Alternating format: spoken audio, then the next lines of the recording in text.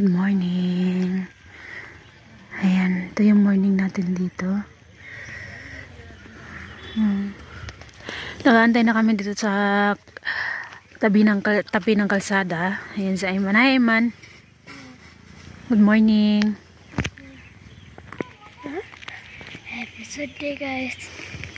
Tagnaw no. Ayun, ano ni Ayman. Ay, palibot natin pagkalamig-lamig na talaga day. Malapit lang naman to sa amin.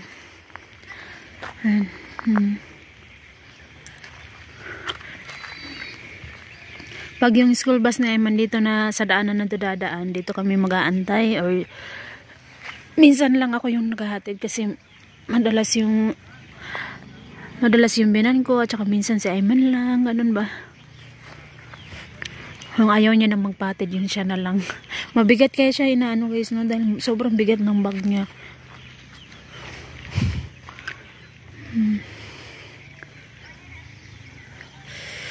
Alam mo pag nagsasalita ka, nag-aso-aso dyan ang imuhang baba. Hi guys, good morning. Good morning, good morning, good morning ho. Time check dito sa Nepal is 10:03 ng morning. Ayan.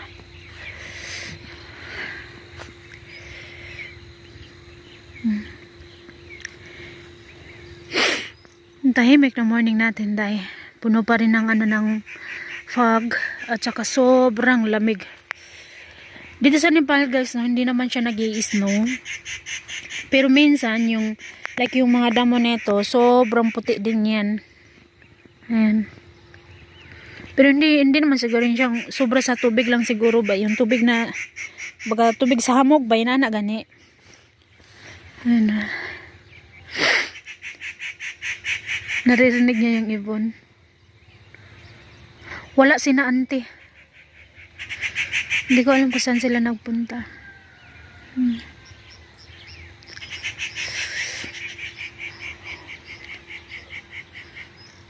Hindi pa natin makikita yung kalsada diyan ano. Si Arin din kakapasok lang din sa school. So ito yung daanan papunta sa school ni Arin. Pwede lang naman baktasin oy. Ayan. Tsaka tingnan nyo ang ganda-ganda no. Pag stress ka dahil dito ka lang magtambay-tambay no. Paghapon o tanghali. Hindi na baling mainit. Ang ano lang kasi dito pag winter kasi mainit na malamig. Ganon. So kahit mag-iinit, magtatambay-tambay ka dyan sa gitna. Magmuni-muni okay kayo. Relax lang. Ito yun, tinatawag na guys na Toritel. Dito sa Nepal, Toritel.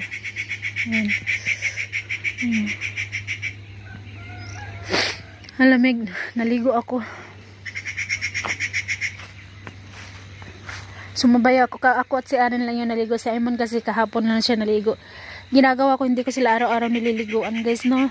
Kunwari ngayon naliligo sila tapos bukas magpupunas lang yan sila mag trapo-trapo sa ilang lawas ba.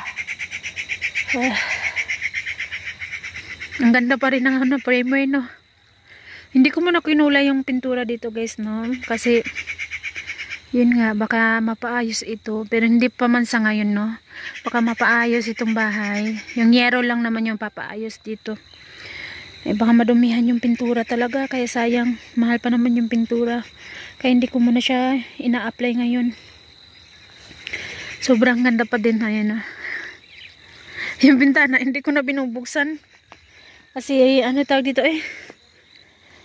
sobrang lamig. Yung lamig, pumapasok sa loob.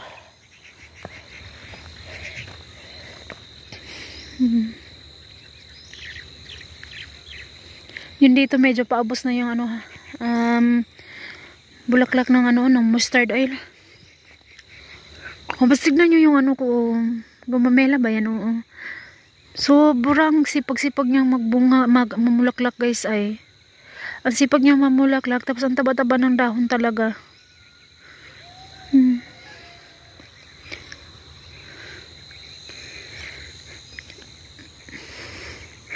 Diba? Itong gusto ko kapag winter talaga dito sa amin, guys. Sobrang ganda. Halos lahat papalibutan ka ng ganito. Yun, sa harap naman ng bahay namin, hindi na namin tinaniman ng mustard. Kasi pagtataniman doon, konti lang yun masyado. Tapos, tawag dito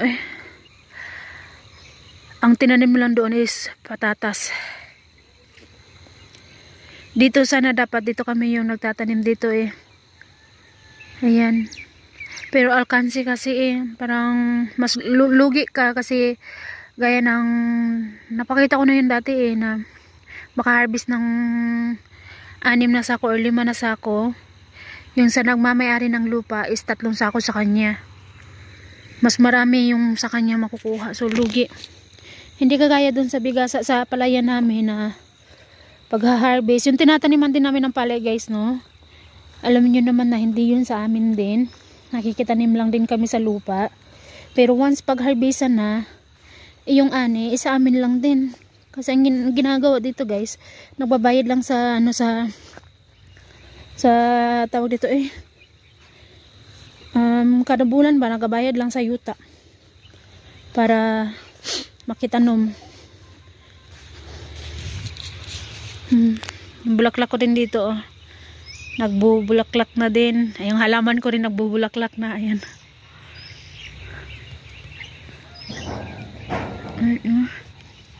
Pero yung sa harap ang pinakamaganda. Dito ako, guys, magpapaalam ako kay ante. And actually dito sinabuyan to ni ante dito ng sak or mustasa. Pero hindi siya nag-work. So, makikiano ko kay ante na baka pwedeng dito sa gilid-gilid magsingit ako na magtanim ng pechay. Kasi marami yung pechay, guys. Saka yung lettuce. Although pwede naman silang kumuha, guys. Gaya nga sabi ni Uncle na dito nakatanim na rin sila ng mustasa. Sa ganito yung mga ngahoy ka dito, guys. Ganito lang kahoy yung makukuha mo, day. Ganito lang kapapayat. Saka sabi ni Uncle sa akin, ng asawa ni Auntie ba, sabi niya sa akin na mahingi siya ng parsley. Sabi niya, pahingi ng parsley sa amin kasi wala So ako naman, sabi ko naman, okay lang yan. Nandito naman sa amin. Marami ito sa amin. Hindi naman namin ito mauubos. So pwede kayong kumuha anytime dito.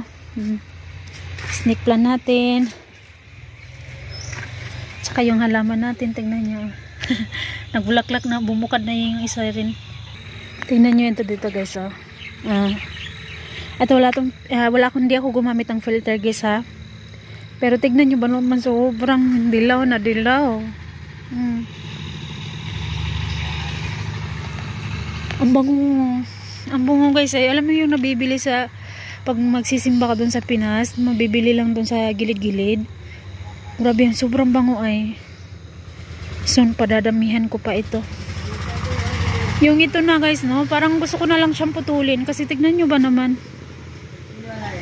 Pero yung iba hindi naman siya sira. Ayan. Yung iba lang talaga, parang mapapalit siya ng dahon, magang ganun. Ayan. Tsaka dito, yan, naglipat ako ng pechay, ayan, Ayan. Pechay ito dito na side. Tapos ito naman is lettuce. Yung sa ating rose. Ayan. Tapos ayan pa, pabukad pa.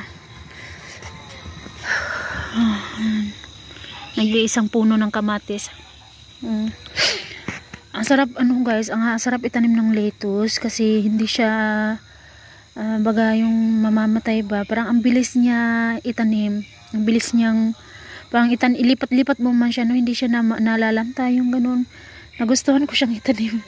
Naglipat-lipat ako, hindi 2, 3 ko na nga lang yung puno niyan Kasi wala akong space na mapagtataniman, guys, no? Sinabihan pa ako ng mabiyanan ko na bakit daw halos dikit-dikit. Sinagot ko rin naman na wala naman akong space na matataniman. Saan ako magtatanim? Kasi ngayon dapat doon ako magtatanim. Tinaniman ng ng okra. Ayan, oh, marami pa rin. Doon din sa kabila, meron din. Tapos dito, katag-katag yung tanim dito. Nagtanim dito yung minang kumbabae ng okra. Tapos doon din, nagtanim din siya doon ng parsley. Pero hindi, masyadong lumago yung parsley. Gaya nitong patatas, guys. So, sobrang gaganda. Pero yung dyan na side, tignan nyo, wala. Maliit. Ayan. Tapos ayan yung ating mga tinatawag dito na atsar.